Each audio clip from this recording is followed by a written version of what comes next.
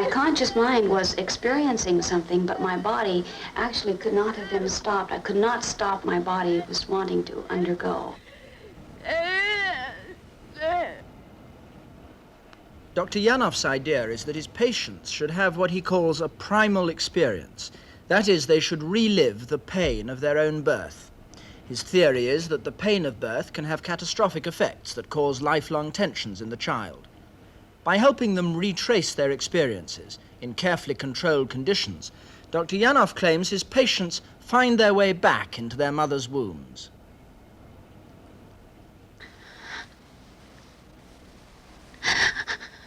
It's the only place I had. That's right. That was mine. That was safe.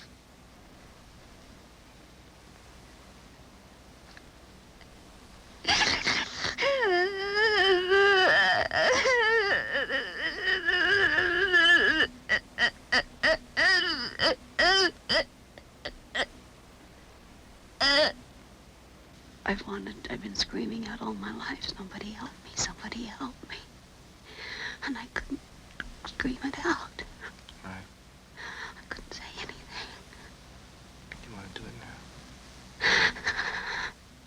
Each reliving experience I call a primal. We have seen several hundred birth primals over the past few years, which leave little doubt about the fact that birth can be a significant trauma and a contributing factor to the genesis of neurosis.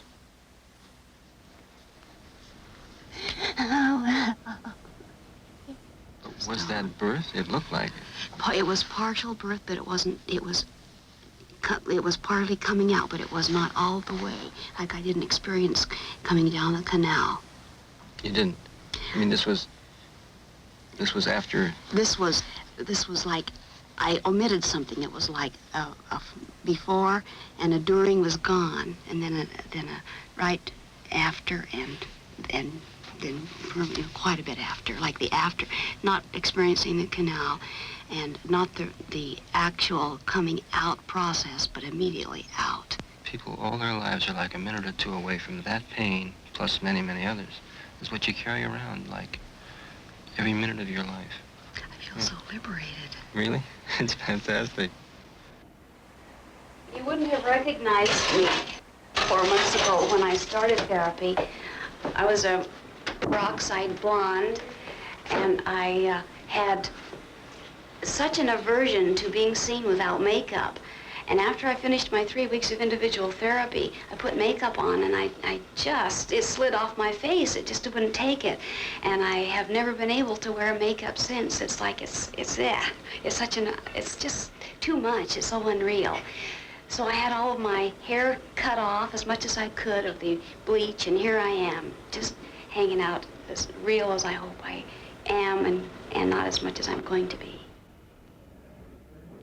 It was experiences similar to that woman's which John Lennon went through to find what he believes to be his real self, and to be free of the tensions caused by his early childhood. Most of the new album is made up of memories of events in Lennon history which most affected him. John is a genius musically, and finding out about himself, he found the way to express it was in his music.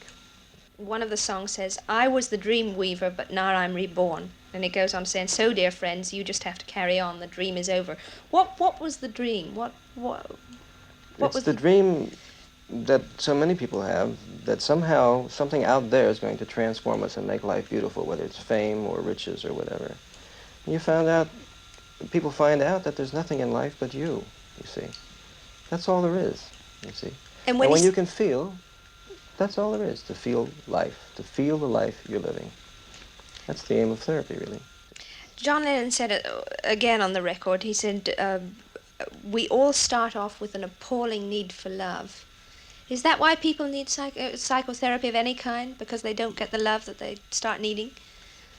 Yes, people need love. But as John says on the album, and it's, if I could have written music, I never would have written my book, because John has said everything there is to say about love. I think it's the definitive work on love.